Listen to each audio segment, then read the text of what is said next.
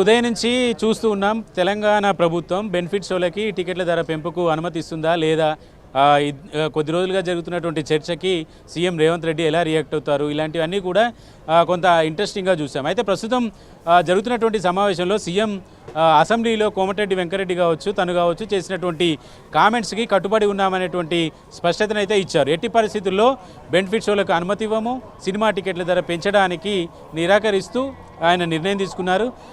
ఎందుకు పెంచట్లేదు అనేటువంటి అంశానికి సంబంధించినటువంటి క్లారిటీ కూడా సీఎం రేవంత్ రెడ్డి ఇచ్చారు. అయితే సినిమా ఇండస్ట్రీకి సంబంధించినటువంటి పెద్దలు లోపల జరుగుతున్నటువంటి సమావేశంలో ఎవరు ఏం ప్రతిపాదన చేశారు, ఏం చర్చించారు అనేటువంటి అంశాలని ఒకసారి చూసేటువంటి ప్రయత్నం చేద్దాం. ప్రస్తుతం సినిమా ఇండస్ట్రీని తెలంగాణలో ప్రభుత్వం ఇబ్బంది పెడుతుంది, టార్గెట్ చేసి కక్ష సాధింపు చేస్తుంది అనేటువంటి ఆరోపణలు వచ్చినటువంటి నేపథ్యంలో సినిమా ఇండస్ట్రీలో రాఘవేంద్రరావు లాంటి డైరెక్టర్లు ఉన్నటువంటి నేపథ్యంలో రాఘవేంద్రరావు ఈ సమావేశంలో మాట్లాడినట్టు మనకున్నటువంటి సమాచారం. అందరూ సీఎంలు సినిమా ఇండస్ట్రీని ఇప్పటివరకు అందరూ బాగానే చూసుకున్నారు, ప్రస్తుతం ఉన్నటువంటి ప్రభుత్వం కూడా బాగానే చూసుకుంటుంది అనేటువంటి అంశాన్ని ఆయన ప్రస్తావించినట్టు తెలుస్తుంది. అలాగే నిర్మాత దిల్ రాజుని ఎఫ్డీసీ చైర్మన్గా నియమించడాన్ని కూడా రాఘవేంద్రరావు స్వాగతించినట్టు మనకు సమాచారం ఉంది. అలాగే తెలంగాణని అద్భుతమైన టూరిస్టు స్పాట్లు ఉన్నాయి కాబట్టి వాటిని సినిమా ఇండస్ట్రీకి పూర్తి స్థాయిలో వాడుకోవడానికి వీలవుతుందనేటువంటి అభిప్రాయాన్ని కూడా వ్యక్తం చేసినట్టు తెలుస్తుంది. కాబట్టి ఈ టూరిస్టు స్పాట్లని మరిన్ని పెంచడం వల్ల ఇండస్ట్రీ కూడా బయటికి వెళ్ళి సినిమా షూటింగ్లు తీసుకోవాల్సినటువంటి అవసరం లేకుండా ఉంటుంది. కాబట్టి వాటి మీద ఫోకస్ చేయాలనేటువంటి సూచనలో భాగంగా రాఘవేంద్రరావు ఇలాంటి సూచన చేసినట్టు తెలుస్తుంది. గతంలో చంద్రబాబు నాయుడు హయాంలో చిల్డ్రన్ ఫిల్మ్ ఫెస్టివల్ హైదరాబాద్లో చేశారు. ఇప్పుడు కూడా ఇంటర్నేషనల్ ఫెస్టివల్ని హైదరాబాద్లో నిర్వహించాలి అనేటువంటి సూచన చేశారు. అప్పుడు జరిగాయి, కానీ ఇప్పుడు మళ్ళీ ఇంటర్నేషనల్ చిల్డ్రన్ ఫెస్టివల్స్ని నిర్వహించండి అనేటువంటి ఒక ప్రతిపాదన కూడా చేశారు. చిల్డ్రన్స్కి సంబంధించి చిల్డ్రన్స్ మోటివేషన్కి సంబంధించినటువంటి అంశాలన్నింటినీ కూడా దాంట్లో ఉంటాయి కాబట్టి వాటిని పూర్తి స్థాయిలో ఇక్కడ హైదరాబాద్లో నిర్వహించడానికి ప్రతిపాదన సూచించారు. యూనివర్సల్ లెవెల్లో స్టూడియోను సెటప్ ఉండాలనేటువంటి సూచన నాగార్జున చేశారు. నాగార్జునకి తెలంగాణ ప్రభుత్వానికి వైరం ఉందని గతంలో అతని కన్వెన్షన్ కూల్చిన సందర్భంగా తర్వాత జరిగినటువంటి ఘర్షణ కావచ్చు, పొలిటికల్ అంశాలకు సంబంధించినటువంటి అంశాలు ఎలా ఉన్నా కూడా ఈరోజు సినిమా ఇండస్ట్రీకి సంబంధించినటువంటి పెద్దల సమావేశంలో నాగార్జున కూడా కొన్ని సూచనలు చేశారు. ఆ నాగార్జున చేసినటువంటి సూచనలో యూనివర్సల్ లెవెల్లో స్టూడియో సెటప్ ఉండాలనేటువంటి ఒక సూచన చేశారు. ప్రభుత్వం ఈ యూనివర్సల్ లెవెల్లో ఉండేటువంటి స్టూడియోల నిర్మాణానికి ప్రభుత్వం ఒక క్యాపిటల్ ఇన్సెంటివ్ కూడా ఇస్తే సినీ పరిశ్రమ గ్లోబల్ స్థాయికి ఎదుగుతుంది అనేటువంటి సూచన చేశారు.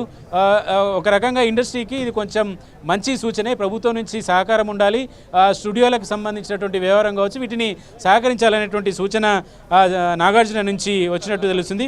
హైదరాబాద్ వరల్డ్ సినిమా క్యాపిటల్ కావాలనేది మా కోరిక అనేటువంటి అంశాన్ని కూడా నాగార్జున ప్రస్తావించినట్టు తెలుస్తుంది. సినిమా ఇండస్ట్రీ ఇప్పటికీ హైదరాబాద్లో ఉన్నటువంటి సినిమా ఇండస్ట్రీకి మంచి ఇమేజ్ ఉంది. బాహుబలి లాంటి సినిమాలు కావచ్చు, ఇప్పుడు పుష్ప లాంటి సినిమాలు కావచ్చు వచ్చినటువంటి నేపథ్యంలో ఈ ఇండస్ట్రీకి పూర్తి స్థాయిలో వరల్డ్ వైపుగా ఒక గుర్తింపు రావడానికి సంబంధించినటువంటి ప్రోత్సాహకాలు కూడా ఇవ్వాలనేటువంటి సూచన నాగార్జున చేశారు.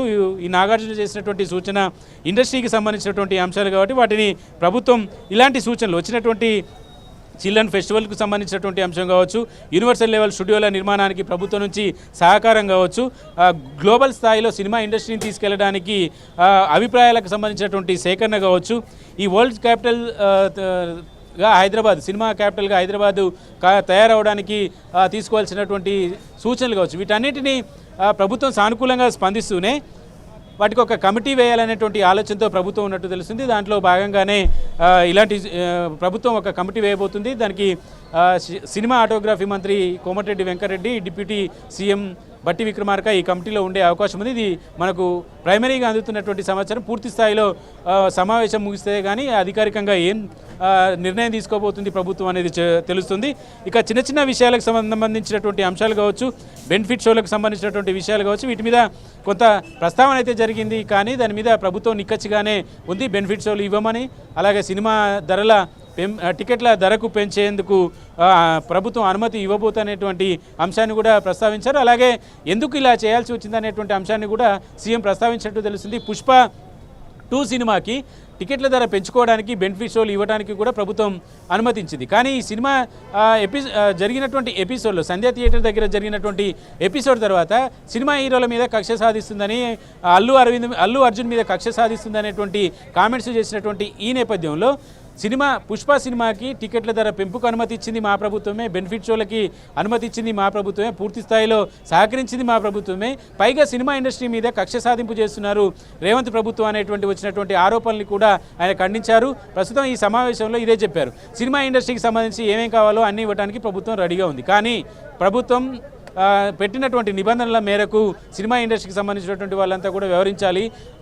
సినిమా బెనిఫిట్ షోలకి హీరోలు వస్తే బెనిఫిట్ షో చూడటానికి అభిమానులు ఎక్కువ మంది వచ్చేస్తుంటారు. కాబట్టి వాళ్ళని కంట్రోల్ చేయడానికి కొంత ఇబ్బంది అవుతుంది. సినిమా హీరోలు ఎవరైనా సరే ఈ బెనిఫిట్ షోల సందర్భంగా సినిమా థియేటర్లకు వెళ్ళాలనుకునేటువంటి వాళ్ళు ఎవరున్నా సరే ముందు పోలీసులకు సమాచారం ఇవ్వాలి. పోలీసుల సెక్యూరిటీ, పోలీసుల అనుమతి తర్వాతనే థియేటర్లకు వెళ్ళాలనేటువంటి సూచన కూడా సీఎం చేసినట్టు తెలుస్తుంది. ఇక మురళీమోహన్ లాంటి సీనియర్ నటులు కూడా కొన్ని విషయాలని ప్రస్తావించారు. సంధ్యా థియేటర్ దగ్గర జరిగినటువంటి సంఘటన బాధాకరం అనేటువంటి విషయాన్ని కూడా ఆయన ప్రస్తావిస్తూ ప్రపంచవ్యాప్తంగా సినిమాలు రిలీజ్ ఉండడం వల్ల కామన్గా ప్రమోషన్ని ఎక్కువగా కోరుకుంటారు కాబట్టి ఇలాంటివన్నీ జరుగుతుంటాయి. వాటికి ఈ సంఘటన పట్ల సానుభూతిని అలాగే ఆ సంఘటన జరగకూడదు అనేటువంటి అభిప్రాయంతో ఉన్నప్పటికీ కూడా సినిమా ఇండస్ట్రీ నుంచి ఉండేటువంటి కొన్ని అభిప్రాయాలను కూడా మురళీమోహన్ సినిమా ఇండస్ట్రీ తరపు నుంచి ప్రభుత్వం ముందు ఉంచారు. ఇక మరొక అంశాన్ని కనుక మనం చూస్తే శ్యాంప్రసాద్ రెడ్డి లాంటి నిర్మాతలు వీళ్ళు కూడా సినిమాకి సంబంధించినటువంటి సూచనలు చేశారు. హైదరాబాద్ని నెక్స్ట్ లెవెల్కి తీసుకెళ్లాలి, ఇండస్ట్రీని మరింత డెవలప్ చేయడానికి ప్రభుత్వం సహకరించాలనేటువంటి అంశాన్ని ప్రస్తావించినట్టు తెలుస్తుంది. శాంతి భద్రతల విషయంలో మాత్రం రాజీ లేదని చెప్పేసి ప్రభుత్వం స్పష్టం చేసింది. మొన్న సంఘటనలో బౌన్సర్ల అత్యుత్సాహము కారణమనేటువంటి అంశాన్ని పోలీసులు నిర్ధారించారు. ఆ బౌన్సర్లను అరేంజ్ చేసేటువంటి సంస్థకు సంబంధించినటువంటి వాళ్ళని కూడా అరెస్ట్ చేసినటువంటి నేపథ్యం. ఆ తర్వాత పోలీస్ కమిషనర్ కూడా బౌన్సర్లు ఓవర్ యాక్షన్ చేస్తే తాటా తీస్తామనేటువంటి కామెంట్ను కూడా ఆయన చేసినటువంటి నేపథ్యంలో బౌన్సర్లకు సంబంధించి విధి విధానాలను కూడా ఖరారు చేయాలనేటువంటి ఆలోచనతో ప్రభుత్వం ఉంది. బౌన్సర్లు ఇష్టారాజ్యంగా వ్యవహరిస్తే కూడా ఊరుకునేది లేదు. ప్రజల్ని ఇబ్బందులకు గురి చేసేలాగా వ్యవహరిస్తే కఠినంగానే ఉంటామనేటువంటి అంశాన్ని రేవంత్ రెడ్డి స్పష్టం చేశారు. లా అండ్ ఆర్డర్ విషయంలో ఎంత కఠినంగా ఉంటామో ఎవరికి నష్టం జరిగినా కూడా అంతే కఠినంగా ఉంటాం. ఇండస్ట్రీని డెవలప్ చేయడానికి కూడా అంతే పాజిటివ్ దృక్పథంతో ఉంటామని చెప్పారు. ప్రభుత్వం నుంచి 4 ప్రతిపాదనలు మనం ఉదయం నుంచి ఎన్టీవీ ముందు బ్రేక్ చేసింది. ఎన్టీవీ స్క్రీన్ మీద మనం చూసాం. 4 ప్రతిపాదనలు సినిమా ఇండస్ట్రీ ముందు పెట్టాలనేటువంటి ఆలోచన అనే విషయాన్ని ఎన్టీవీ ముందు బ్రేక్ చేసింది. ఆ విషయాన్ని కూడా మనం ఇప్పటి వరకు చర్చ చేశాం. 4 అంశాల్లో కూడా కీలకమైనటువంటి అంశాలు సామాజిక బాధ్యతతో కూడినటువంటి అంశాలే. వీటిలో ప్రభుత్వ ఇంటెన్షన్ కానీ ప్రభుత్వానికి వచ్చేటువంటి లబ్ధి కానీ ఇలాంటివి ఏవి కూడా ఆ 4 ప్రతిపాదనలో పెద్దగా కనిపించినటువంటి పరిస్థితి అయితే కనిపించట్లేదు. దాంట్లో ప్రధానంగా డ్రగ్స్కు సంబంధించి గంజాయికి సంబంధించినటువంటి వ్యవహారం. ఎలాగో సినిమా ప్రదర్శన కంటే ముందే సినిమా డిస్ట్రిబ్యూటర్లు కావచ్చు, థియేటర్ యాజమాన్యాలు కావచ్చు, ఇవన్నీ కూడా యాడ్స్ని ప్లే చేస్తూ ఉంటారు. కాబట్టి దానికంటే ముందు సామాజిక స్పృహ, సామాజిక బాధ్యతతో ఈ డ్రగ్స్ తీసుకోవడానికి సంబంధించి కావచ్చు, గంజాయికి సేవించడానికి సంబంధించినటువంటి విషయాలన్నిటి మీద కూడా కొంత చైతన్యం కల్పించేటువంటి ప్రయత్నం చేయాలంటున్నారు. ఎందుకంటే ప్రభుత్వం వైపు కఠినంగా ఉన్నప్పటికీ కూడా హీరోలు సినిమాకి సంబంధించినటువంటి గ్లామర్ ఉన్నటువంటి వాళ్ళు చెప్పడం వల్ల జనం దాన్ని మీద కాన్సన్ట్రేషన్ ఉంటుంది, దాన్ని రిసీవ్ చేసుకోవడానికి కూడా కొంత ప్రభావం ఉంటుంది. కాబట్టి సినిమా హీరోలు దీని మీద దృష్టి పెట్టాలని సూచించినట్టు తెలుస్తుంది. సినిమా విడుదలకు ముందు ఈ వీడియోల్ని సినిమా థియేటర్లో ప్లే చేయడం, అలాగే ప్రచారం కూడా చేయాలనేటువంటి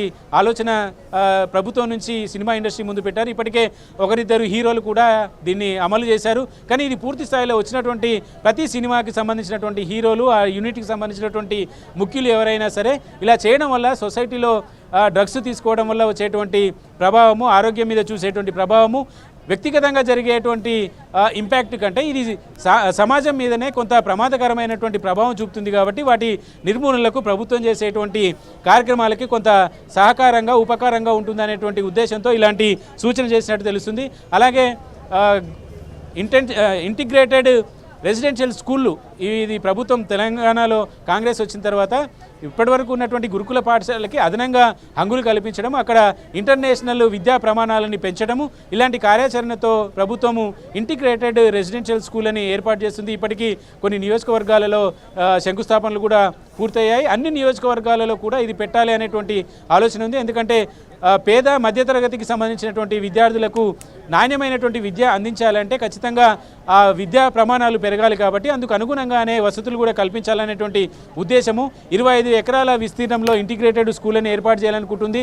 ఉపాధ్యాయులకు కూడా అక్కడే ఆ స్కూల్లో పనిచేసేటువంటి ఉపాధ్యాయులకు కూడా అదే రెసిడెన్షియల్ స్కూల్లో వసతులు, మంచి కార్పొరేట్ తరహా విద్యను అందించాలనేటువంటి ఆలోచనతో ప్రభుత్వం ఉంది. ఇందుకు సంబంధించి CM Revanth Reddy, deputy CM బట్టి విక్రమార్క కూడా వీటి మీద కసరత్తు చేశారు. వీటన్నిటినీ సహకారంగా ఉండేటందుకు టికెట్ల మీద సెస్కు సంబంధించి వసూలు చేసేటువంటి డబ్బులన్నింటినీ కూడా ఈ ఇంటిగ్రేటెడ్ స్కూళ్ళ భవనాల నిర్మాణాలకు ఉపయోగించేలాగా ఇండస్ట్రీ సహకరించాలని సూచన చేశారు. అలాగే కులగణనకు సంబంధించినటువంటి అంశం, కులగణనల మీద సొసైటీలో కొంత అవగాహన కలగాల్సినటువంటి అవసరం ఉంది. ఎందుకు ఈ ప్రస్తావన, ఎందుకు ఈ కులగణన చేస్తున్నామనేటువంటి అంశాలు కూడా జనంలోకి తీసుకెళ్లాలనేటువంటి ఆలోచన ఉంది. కాబట్టి వీటన్నిటి మీద కూడా సినిమా ఇండస్ట్రీ నుంచి సహకారాన్ని ప్రభుత్వం కోరుతుంది. ప్రధానంగా బెనిఫిట్ షోలు, అలాగే సినిమా టికెట్ల ధర మాత్రం పెంచేది లేదని స్పష్టం చేశారు. రేవంత్ రెడ్డి అసెంబ్లీలో ఎంత కఠినంగా, ఎంత అదిగా చెప్పారో కోమటిరెడ్డి వెంకటరెడ్డి అంతే అదిగా ఈరోజు జరిగినటువంటి సమావేశంలో ప్రభుత్వం వివరించినట్టు తెలుస్తుంది. ప్రభుత్వం తీసుకున్నటువంటి సభలో ప్రస్తావించినటువంటి అంశాలకు కట్టుబడి ఉన్నట్టే మనకున్నటువంటి సమాచారం. కాబట్టి సినిమా టికెట్ల ధరలు పెంచడానికి సర్కారు నో చెప్పింది. అయితే ఒక రకంగా సినిమా ఇండస్ట్రీకి సంబంధించినటువంటి పెద్దలకు కొంత ఇది సంక్రాంతి ముందు ఈ నిర్ణయం కాబట్టి కొంత ఇబ్బందికరమైనటువంటి అంశమే. Okay, thank you Chari. Telangana CM Revanth రెడ్డితో తెలుగు చిత్ర పరిశ్రమ వర్గాల సమావేశానికి సంబంధించిన పూర్తి డీటెయిల్స్, ఆసక్తికరమైన ప్రతిపాదనలు, స్పష్టమైన అభిప్రాయాలతో ప్రస్తుతం సమావేశం కొనసాగుతుంది. ఇంకా దీనికి సంబంధించి